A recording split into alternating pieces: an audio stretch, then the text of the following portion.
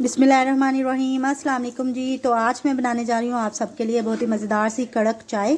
बहुत ही मज़े की बनती है, आपने इसको ज़रूर ट्राई करना है और ये बहुत ही लाजवाब बनेगी जी। तो ये देखें जी हमारी मज़ेदार सी कड़क चाय। आपने इसको ज़रूर एक दफ़ा बनाना है और कमेंट में मुझे भी बताना है कि कैसी बनी है। तो चले बनाना स्टार्ट करते हैं।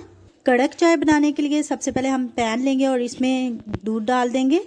दूध लिया है मैंने 3 कप। अब हम चूल्हा जला देंगे और इसको थोड़ा सा बॉयल आने का वेट करेंगे। और ये उबला हुआ दूध है इसलिए मैं इसको उबालूंगी नहीं। तो अगर आप कच्चा दूध इस्तेमाल कर रहे हैं तो आपने इसको 2 से 3 मिनट तक उबाल लेना है।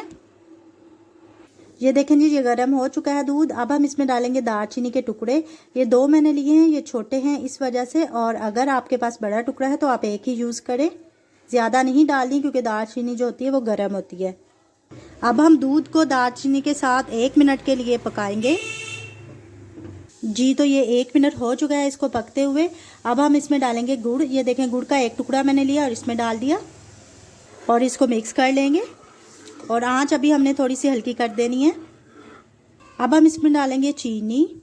2 चम्मच हम इसमें चीनी डालेंगे और इसको मिक्स करेंगे और 1 मिनट के लिए फिर दोबारा हम इसको पकाएंगे जी। तो अब हम इसमें डालेंगे पत्ती, 1 खाने का चम्मच भर के, क्योंकि कड़क चाय में जो पत्ती है वो ज़्यादा डलती है।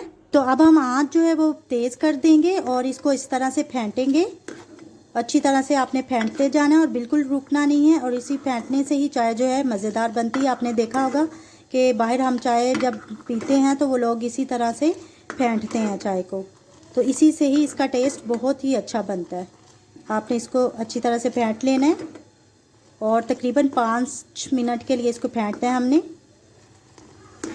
5 मिनट इसको हो चुके हैं पकते हुए।